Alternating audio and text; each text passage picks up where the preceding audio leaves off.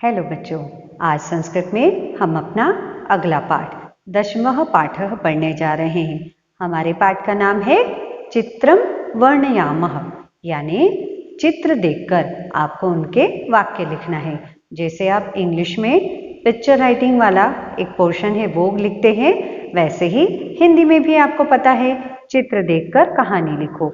उसी तरह से आपको संस्कृत में पिक्चर देखकर, चित्र देखकर उसके वाक्य लिखना है। इससे आपको चित्रों की सहायता से नए शब्द सीखने को मिलेंगे।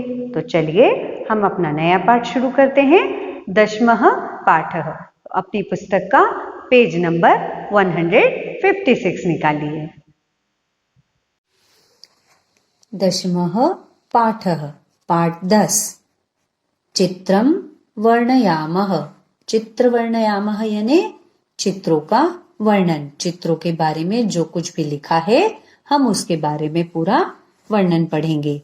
यहाँ पर लिखा है चतुर्थी विभक्ति। चतुर्थी विभक्ति यानी संप्रदान कारक। संप्रदान कारक आपने 5th में भी पढ़ा होगा। संप्रदान का चिन्ह होता है के लिए।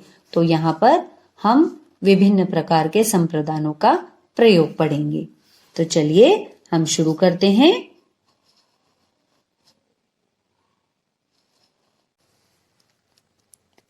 अयम सूर्यः अस्ति। अयम यह, सूर्य सूर्य, अस्ति यानी है, यह सूर्य है। अयम सूर्य अस्ति, यह सूर्य है। अगली पंक्ति देखिए, अयम प्रातः उदयति। यह सुबह, प्रातः यानी सुबह, उगता है। उदयति यानी उगता है। यह जो सूर्य है यह कब उगता है? यह सुबह उगता है, सुबह सुबह उगता है। संसाराय प्रकाशम यच्छति। और यह सुबह उगकर संसार को प्रकाश देता है। यह सूर्य है। फिर दूसरी लाइन का अर्थ है, यह प्रातः काल सुबह उगता है और संसाराय प्रकाशम यच्छति यानी यह संसार को प्रकाश देता है। यच्छति का अर्थ होता है देता है। चलिए अब हम अगला पढ़ते हैं। इस चित्र में क्या दिखाई दे रहा है? पक्षी। पक्षी क्या कर रहे हैं? उड़ रहे हैं। और हम इस चित्र को देखकर क्या बोल सकते हैं, क्या अनुभव कर सकते हैं कि उड़ते हुए पक्षी आकाश में जब उड़ते हैं तो वो उड़ते हुए पक्षी हमें बहुत अच्छे लगते हैं, मन को आनंद प्रदान करते हैं। तो चलिए इन्हीं वाक्यों को हम संस्कृत में बोलते हैं।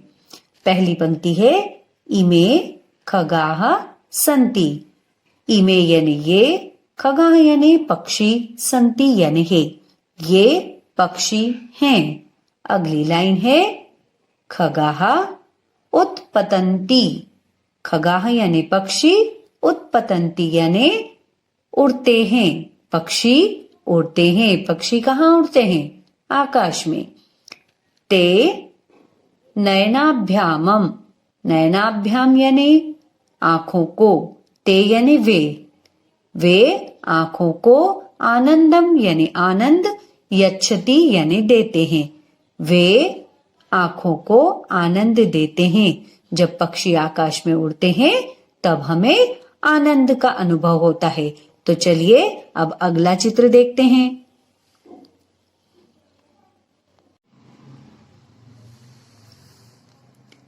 अगला चित्र देखिए, ये क्या है? एक नदी है। यहाँ पर एक बकरी पानी पी रही है। और इस पानी का क्या उपयोग होता है? अब हम इस चित्र की सहायता से इसमें क्या क्या लाइनें आ सकती है उसके बारे में पढ़ते हैं। तो पहली पंक्ति देखिए क्या लिखा है, इयम नदी वहती। वहती का मतलब होता है बहती है। इयम यह नदी बहती है। यह नदी जो है ये बह रही है। इयम यानी यह, जनेभ्यः यानी लोगों को, जलम यानी पानी, यच्छति यानी देती है। यह जो नदी है यह लोगों को अपना पानी देती है। अगली पंक्ति है, अस्याह जलम क्षेत्र सेचनाय भवति। यानी अस्या यानी इसका जो जल है वो क्षेत्र सेचनाय यानी क्षेत्र यानी खेत, खेत को सींचने के, पानी देने के काम में आता है। ये जो नदी है, इस नदी का जो पानी है वो खेतों में सिंचाई के काम में लाया जाता है, या ये नदी उस काम के लिए अपना जल देती है। चलिए अब अगला चित्र देखते हैं।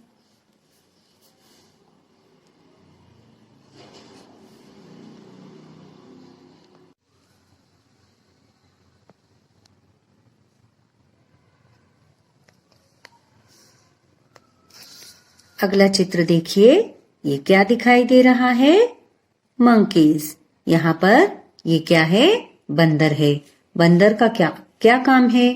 बंदर उछलते कूदते रहते हैं, इधर से उधर कूदते हैं और क्या करते हैं? फल फ्रूट्स खाते हैं, है ना। जितने भी फल हमारे पेड़ों पर लगते हैं वो हमारे घरों में भी आकर खा जाते हैं।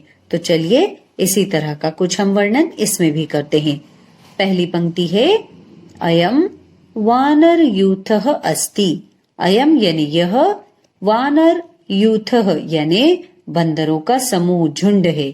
अस्ति यानी है, यह बंदरों का समूह है, झुंड है। ते इतस्ततः कुर्दन्ति। वे इतस्ततः यानी इधर से उधर, वे इधर से उधर, कुर्दन्ति यानी कूदते हैं। वे ते यानी वे, इतस्ततः यानी इधर से उधर, कुर्दन्ति यानी कूदते हैं। वे इधर से उधर कूदते हैं क्योंकि बंदरों का काम यही है। ते शिशु वानरेभ्यः फलानि आनयति। वे क्या करते हैं? वे अपने छोटे बच्चे, शिशु वानरेभ्य यानी जो छोटे वानर हैं उनके लिए, फलानी आनयन्ति यानी उनके लिए फल तोड़कर लाते हैं और उनको देते हैं। तो चलिए अब अगली पिक्चर देखते हैं।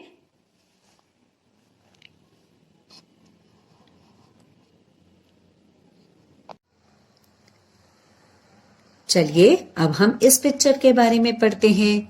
ये पिक्चर किसकी है? बस की है। येलो कलर की बस किसकी होती है? हाँ, स्कूल के बच्चों की। स्कूल के बच्चे स्कूल की बस में बैठकर कहाँ जाते हैं? स्कूल जाते हैं। तो चलिए अब हम इन वाक्यों को संस्कृत में बोलते हैं।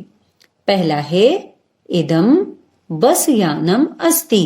यह बस है। बस यानम यानी बस, इदम यह, अस्ति है, यह बस है। अगली पंक्ति देखिए, क्या लिखा है? तत्र छात्राः उपविशन्ति। यानी क्या है? उपविशन्ति यानी बैठते हैं। उपविशन्ति का मतलब होता है बैठना। तत्र यानी वहां, वहां यानी कहाँ? बस में। बस में जितने भी छात्र हैं, जो भी स्टूडेंट्स हैं, वो बैठते हैं। बस में सभी छात्र या जो भी छात्र हैं वो सब बैठते हैं। उपविशन्ति यानी बैठना। ते पठनाय विद्यालयम गच्छन्ति। ते यानी वे कौन? वे छात्र जो सारे बस में बैठे हैं। ते पठनाय यानी पढ़ने के लिए, विद्यालयम गच्छन्ति विद्यालय जाते हैं। सभी छात्र बस में बैठकर विद्यालय में पढ़ने के लिए जाते हैं। अब हमने जितने भी पिक्चर पढ़े हैं, पिक्चर की रीडिंग की है, वो सारी जितनी भी है उनमें सब में के लिए, संसार को प्रकाश देता है। फिर जल बहता है, किसके लिए बहता है? खेती के लिए, सिंचाई के लिए बहता है। पक्षी आकाश में उड़ते हैं तो हमें आनंद होता है। तो इस तरह के जितने भी शब्द हैं वो शब्द हम कारक शब्द पढ़ रहे हैं। तो चलिए अब हम अगला पिक्चर देखते हैं, अगला चित्र देखते हैं।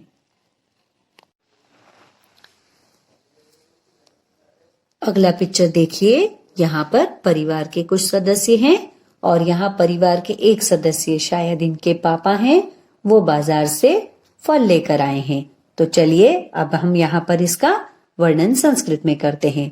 पहली पंक्ति है, अयम परिवारः अस्ति। अयम यानी यह एक परिवार है, यानी यहाँ पर दादाजी हैं, दादी जी हैं, मम्मी हैं, उनके 2 बच्चे हैं और पापा बाजार से कुछ खरीद कर लाए हैं। तो ये एक पूरा परिवार है। तो यहाँ पर पहली पंक्ति क्या आ गई है? अयम परिवारः अस्ति, यह एक परिवार है। अगली पंक्ति है अत्र षट् सदस्याः सन्ति, इस परिवार में अत्र यानी यहाँ, यहाँ षट् यानी 6, सदस्याः यानी सदस्य, सन्ति यानी है, यहाँ इस परिवार में 6 सदस्य हैं। कौन कौन है? ये 2 बैठे हैं, ये एक 3, ये 4, ये 5 और एक ये 6। तो इसका मतलब है यहाँ इस परिवार में कितने सदस्य हैं? 6 सदस्य हैं। अगली पंक्ति है पिता तेभ्यः फलानि आनयति, और जो पिताजी हैं वो क्या कर रहे हैं?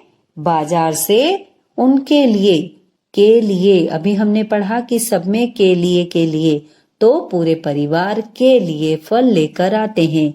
तेभ्य यानी के लिए, पिता तेभ्य यानी बाकी सदस्यों के लिए फल लेकर आते हैं। हमने जितने भी सेंटेंस पढ़े हैं सभी में चतुर्थी विभक्ति यानी संप्रदान कारक को उसमें साथ में पढ़ा है, के लिए। पिता किसके लिए फल लाए हैं? परिवार के बाकी सदस्य के लिए। छात्र कहाँ जाते हैं पढ़ने के लिए? विद्यालय जाते हैं। तो चलिए अब हम अपनी अगली पिक्चर देखते हैं।